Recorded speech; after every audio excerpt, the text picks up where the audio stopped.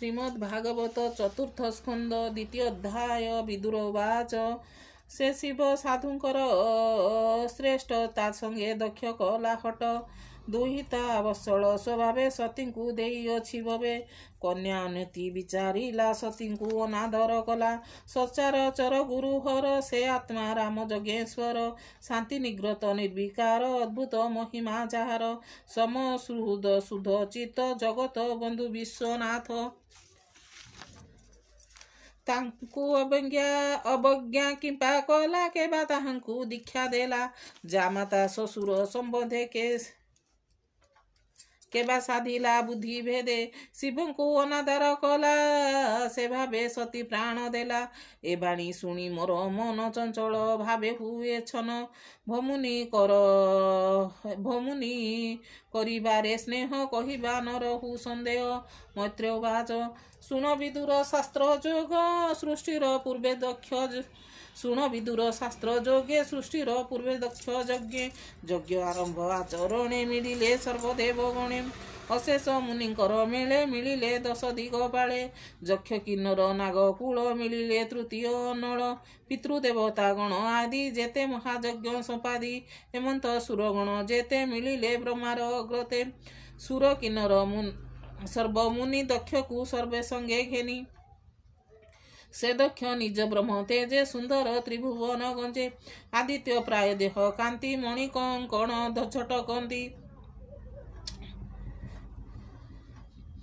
ବ୍ରହ୍ମାର ସଭା ମଧ୍ୟ ଗତେ ଥିଲେ ଯେ ତିମିର ଆୟତେ ଦକ୍ଷର ତେଜେ ତମ ଗଲା ସେ ସଭା ନିର୍ମଳ ଦିଶିଲା ଦେବଙ୍କ ମଧ୍ୟ ଦକ୍ଷ ଦେଖି ଉଠିଲେ ଆସନ ଉପେକ୍ଷୀ ମଧ୍ୟ ଯେ ବ୍ରହ୍ମା ଶିବ ଥିଲେ ଦକ୍ଷକୁ ଦେଖି ନ ଉଠିଲେ ସେ ସଭା ମଧ୍ୟ ମୁନି ଯେତେ ଆନନ୍ଦେ ଭଜି ଶୁଦ୍ଧ ଚିତେ ରୋମାଞ୍ଚ ସୃଜଳେ ନେତ୍ର ଅଞ୍ଜଳି କରି କର ପତ୍ରେ ଦକ୍ଷଙ୍କୁ ସାଧୁ ସାଧୁ ବାଣୀ ଭାବେ କରନ୍ତି ପୁଣି ସେ ଦକ୍ଷ ସଭା ମଧ୍ୟ ଗଲା ବ୍ରହ୍ମାଚରଣେ ପ୍ରଣମିଲା ସେ ବ୍ରହ୍ମା କୃତକୃତ୍ୟ ହୋଇ ଦକ୍ଷକୁ ଆଲିଙ୍ଗନ ଦେଇ ନେଇ ସମୀପେ ବସାଇଲେ ଅନେକ ପୁରସ୍କାର ଦେଲେ ରୁଦ୍ର ଯେ ସଭା ମଧ୍ୟ ଥିଲେ ଦକ୍ଷଙ୍କୁ ଦେଖି ନ ଉଠିଲେ ଦେଖିଣ ଦୁଃଖ ରୁଦ୍ର ଅପମାନ ଦକ୍ଷର ଚିତେ ମହାତମ ସେ ଦକ୍ଷ ସଭାରେ ଶ୍ୱଶୁର ତାଙ୍କୁ ନ ଗଣିଲେ ଈଶ୍ୱର ଅବଜ୍ଞା ଦୁଷେ ସେ ପ୍ରଚଣ୍ଡ ଜେନେ ଉଦିତ ମାରତଣ୍ଡ କର ପ୍ରସାରୀ ସଭା ମଧ୍ୟ କୋପେ କହଇ ଶାସ୍ତ୍ର ବାଦେ ଶୁଣ ହେ ବ୍ରହ୍ମ ଋଷି ଗଣ ଆଗମ ନିଗମ ପ୍ରମାଣ ତୁମ୍ଭେ ଯେ ସଭା ମଧ୍ୟ ଅଛ ଏବେ ତ ଦେଖିଲ ପ୍ରତ୍ୟକ୍ଷ ଶାସ୍ତ୍ର ତୁମ୍ଭର ବାକ୍ୟ ଯେତେ ସେ ଯେ ସଦା ଚାର ଏ ଜଗତେ କେ ଲଙ୍ଗି ପାରେ ତାହା ବଳେ ତିନି ଭୁବନ ମଣ୍ଡଳେ ଦେଖ ଏ ତୁମ୍ଭର ବଚନ ଲଙ୍ଗିଲା ବିକଟ ଲୋଚନ ରୁଦ୍ର ବୋଲାଇ ଗର୍ବ କଲା ଏ ମତେ ଦେଖି ନ ଉଠିଲା ଦେଖେ ଲୋକପାଳ ମଧ୍ୟ ନିର୍ଭୟ ତପବାଦେ ଯେ ସାଧୁ ସନ୍ଥ ଆଚରଣ କି ଭାବେ କଲା ଏ ଦୂଷଣ ମୋହର ଶିଷ୍ୟ ଏ ବୁଲାଇ ଯେଣୁ ଦୁହିତା ଦେଲି ମୁହିଁ ଅଗ୍ନି ଦେବତା ବିପ୍ରସ୍ଥାନ ଦୁହିତା କରିଛି ପ୍ରଦାନ ଏଣୁ ମୁଁ ଏହାର ଶ୍ୱଶୁର ଗୁରୁଙ୍କ ମଧ୍ୟ ଗୁରୁତର ଆଦି ଉପାଧି ଅତି ବାଦେ ଧର୍ମ ନିଗମ ମୋର ପାଦେ ମାନ୍ୟ ନ କରି ମୋ ଚରଣେ ଅବଜ୍ଞା କଲା ଦୁଷ୍ଟପଣେ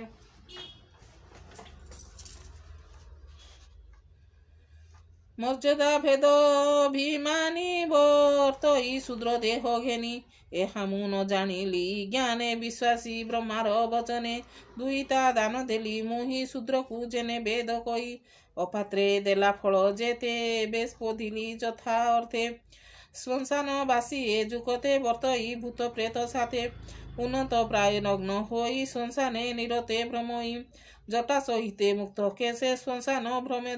ଧୂମ ବେଶେ ଉନ୍ନତ ଭୋଳ ହାସ୍ୟ ମୁଖେ ନିତ୍ୟ ବଞ୍ଚଇ ଦୁଃଖ ସୁଖେ ପତ୍ରୀର ଉପଦେଶ ଫଳେ ନିତ୍ୟ ଭ୍ରମନ୍ତି ଅନ୍ତରାଳେ ଅଶିବ ଗଣ ନିତ୍ୟ ସାଧ ଏଣୁ ଆଶିଷ ଶିବ ବାଦ ପ୍ରମତ୍ତ ଉତ୍ତଜନ ପ୍ରାୟ ଏଣୁ ଅଶୁଚି ଦେହ ବହେ प्रथमे भूतगण प्रति नित्य तामस बहे मति एणु तपसी जन प्रिय नित्य निंदित एहा देह नपुंस अटे दुर्मति दुहुद्र प्राय देवमति स्वमत न जाने अज्ञाने विश्वर विश्वासी ब्रह्मार वचने एहाकु सती कन्या देली दुष्टे अनीति आचरिली मत्रे उवाच हेमंते कुश्चित वचने से प्रजापति कोपमने दुहृद प्राय आचरिले गिरी से बहु निंदा कले तत्क्षणे उठी कोपा नड़े स्वहस्त दत्त घेनी जले भृगुर वचन समीपे हरंकु साप देवा अर्थे दक्ष उवाच इंद्र उपेन्द्र आदि जेते अशेष देवंक समते अशेष देव यज्ञ भागे केबे हे हर न लभिबे एकथा मोहर प्रमाण एथकु साक्षी नारायण ए देव गणक अधम आत्मा को मणे सर्वसम दक्ष को चाही देव लोक निषेध कले लोके निषेध कले के से दक्ष कोपे अभिमानी साप जे देला दोष घेनी अत्यंत कोपे साप देला ऋषि वचन न कला शिव को कोपे साप देला अत्यंत क्रोधे देई अत्यंत क्रोध मने बही सतारे सभारू बाहर तत्क्षणे जानते निज पुर नंदी जे सुरुद्र पासे थिला दक्षर साप से शुणिला रोसे जे कृतांत नयन दक्षर सापे कोपमन दक्ष को प्रति साप देई कही सभा मुख चाहि दक्षर जेते मते थिब ए साप भले से लभिब दक्षर जेते मते थिबे ए साप भले से लभिबे दक्ष को जेबे आराधिबे विष्णुर द्रोही से होइबे ए कूट गृह धर्म मध्य विषय भोग इच्छा सधे विस्तारी यज्ञ कर्म कांडे जे एहा बखाणी बचुंडे पशुंक प्राय करियास जेबा करती अनग्रास अविद्या मार्गे विद्या कल्पी लाभ लाभे चित्त स्थापी पशु हिंसने दृढ़ चिति अज्ञान बले चित्त अज्ञान बले मोहित अशेष यज्ञ कर्म करी रुद्र भावन आदरी जे विप्र व्रत धर्म केतु अशेष कर्म फल हेतु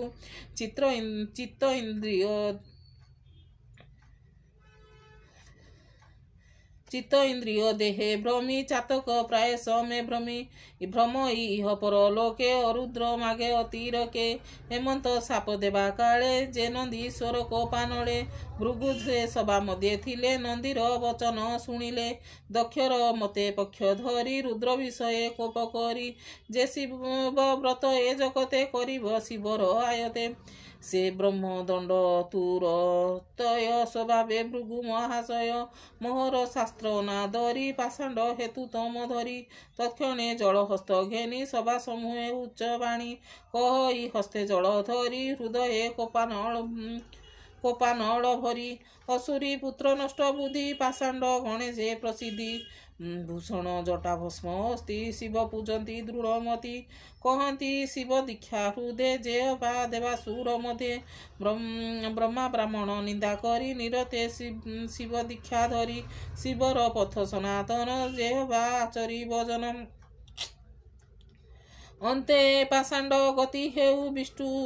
निंदन ज्ञान बहु हेमंत भृगु वाक्य शुणी सभार मध्य शूल पाणी विमन होई बेगे उठी अनल प्राय कूप दुष्टि शिवगण को संगे घेनी संगे मिलिले निज स्थान मार्गे